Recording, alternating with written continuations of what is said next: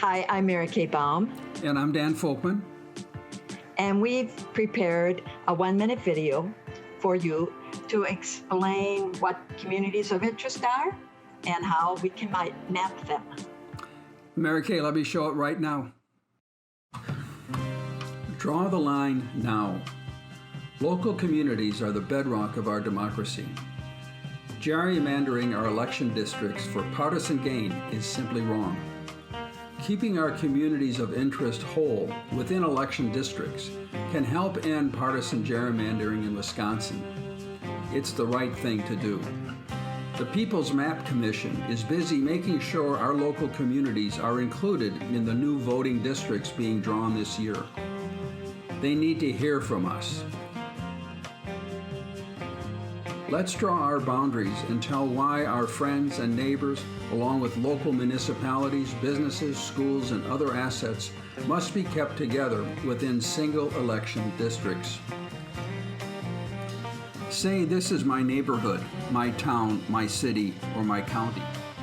This is where my family and friends work, worship, shop, and play. Together we have a shared history and a sense of locality that should not be divided for political gain.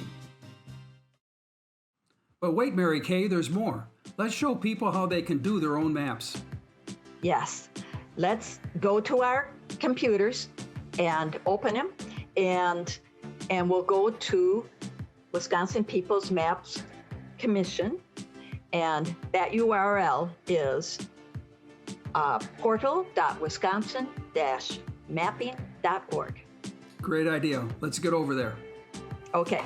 So let me go to my computer, and at the top of the screen, I'll enter the address, portal.wisconsin-mapping.org, and this should take us to the portal. Let me do that. I hit return, and here we are. We're ready to go. Thank you, Dan. We scroll down to find the blue button called Map Communities, and we click on it. Thanks, Dan. It's now open onto a large map of Wisconsin. We are going to go to the upper right-hand corner where it says Drawing, and right above it is that hand, which is called a pan, and we're going to click on it, and the little hand moves with us to Wisconsin. With this, we can pan back and forth, even up and down, and we can zoom in and out. And you see how we can get to really close details with the zoom. You'll get down to streets and highways and creeks and rivers. Now, there's another way of zooming, and that is in the upper left-hand corner where you see that plus sign and a minus sign below it, and that also zooms. And there's, in that same area, I want to point out there's something called search, and that's a search bar. And if Dan puts in a place, a location into that search, this will just take us right to Ridgeway. You can practically see my house. Thank you, Dan. Now we're ready to paint. So we're going up to the upper right-hand corner, and right above Drawing, you see the signs, and there is a paintbrush there. And that's what we need to do to paint on an area of the map. We will first look at that brush size. It can get quite a large brush, but we generally want the most narrow brush we can. Thank you, Dan, for getting a nice slender paintbrush for us. And then you can go to an area on the map and click on the area, and it will paint. And now if you think you did too much painting there, or you want to erase something, go back up to that eraser. That's the next one. And erase paint from a painted area. And that's what Dan's shown us how to do. There's one more tool up there that is helpful, and that is called inspect. And you can drop down data. Any place you're hovering, painted or not, you can get data. It's fine data, usually to award, but depends on how big an area you've clicked on, and you get that information. That's demographics, basically. So now we are going to data layers. Dan, you'll have to zoom out considerably, and then up where you saw drawing, where we have been at drawing, we're moving to the right to data layers. And with data layers, we have a lot of options below there. And one of the most important ones that helps a lot of us is show county boundaries. And right away, we see the county boundaries. It's very helpful. Thank you, Dan, for that. And let's go down farther to additional boundaries. And one of the ones is municipalities. Let's go to municipalities. That would be show our townships, our villages, cities, and so forth.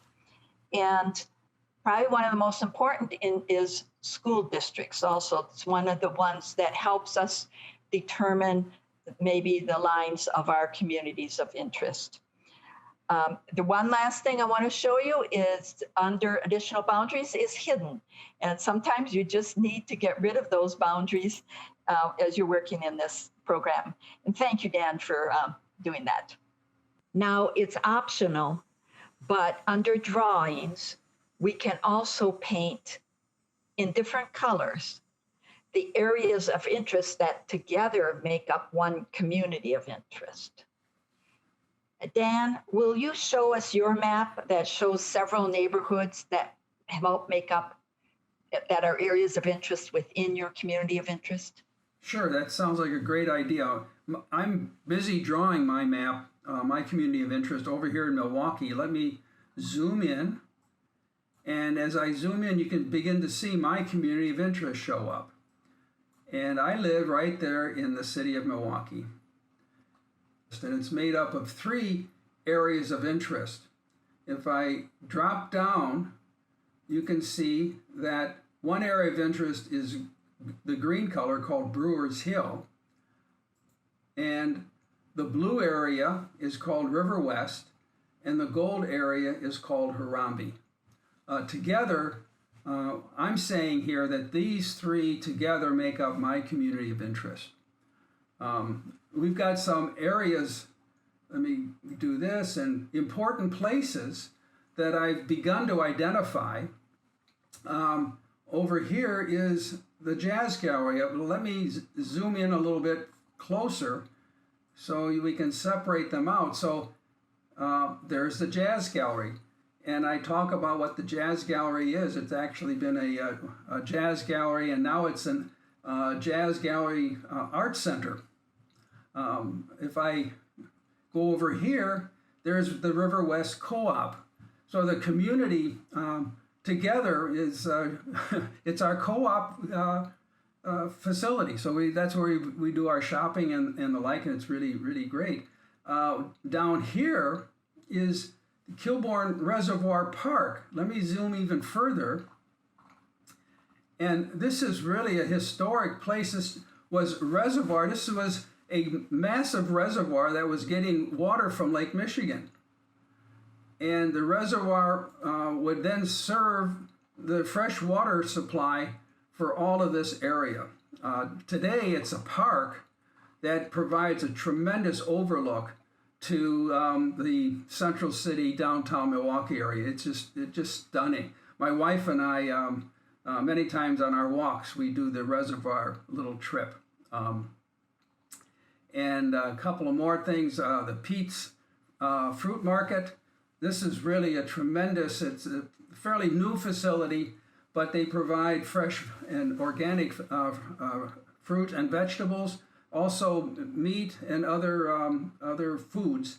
And it's a real, its mission is really to deal with the whole issue of food deserts in the central city. And so this is really a fine and proud contribution to our community. You've done a great job, Dan. Are you ready to submit your map now? You know, I think I am. Let's do it. You're going to show me how? Yes, yes, I am.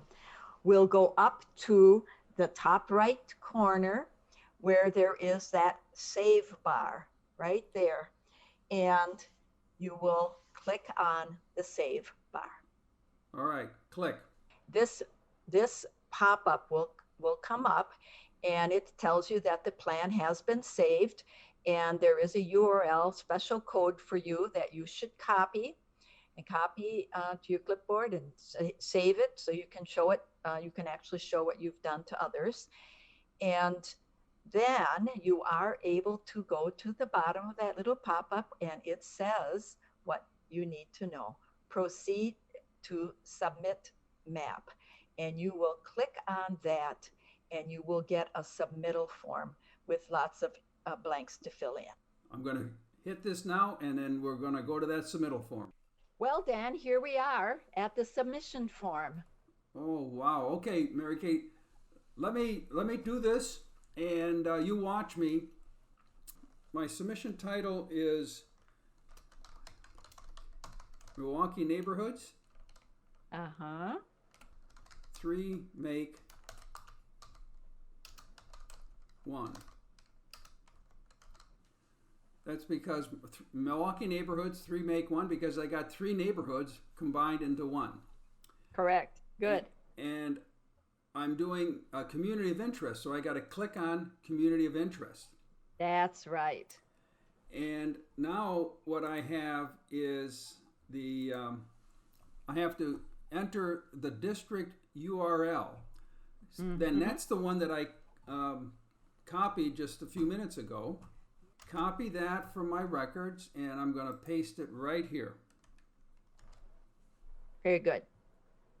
There it is, and I can almost see it. So there it is. Fantastic. And I've already prepared a description for that, and so I'm going to just... I think that's so helpful to have already written that and be able to just copy paste it in. Absolutely. So that, now I'm going to paste it in. Copy and paste. There it is. Yes. A few paragraphs is very nice. Very good. And so there it is. And now they want tags. And this is so they can find it. So, oh, there's some. I'm going to just put in Milwaukee neighborhoods. Okay. Now the important part, and look at some of it's filled in for you already. Your salutation, Mr. You could put that in. I doubt if it's mandatory, but I'll skip it. Okay. My email address, city, county, Milwaukee. Oh my God. Good.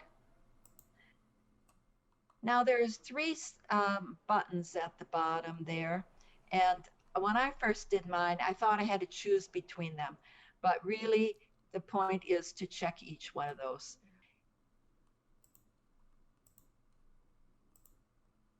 All right. And now the most important part, what you're doing to help your neighborhoods, to help democracy, and to help the state of Wisconsin is to push the submit. Okay, I'm submitting my 3 Milwaukee neighborhoods. Done. Done. Well, Mary Kay, fantastic. Thank you. You will hear from the, you'll get an email that they received it. So, and that'll reinforce that also. Fantastic. You've done something very important, and many more people need to do this in order to assure that our communities of interest have a fair voice in our government. Thank you, Dan. Okay, and thanks for the help, Mary Kay. You're most welcome. Bye-bye. Bye-bye.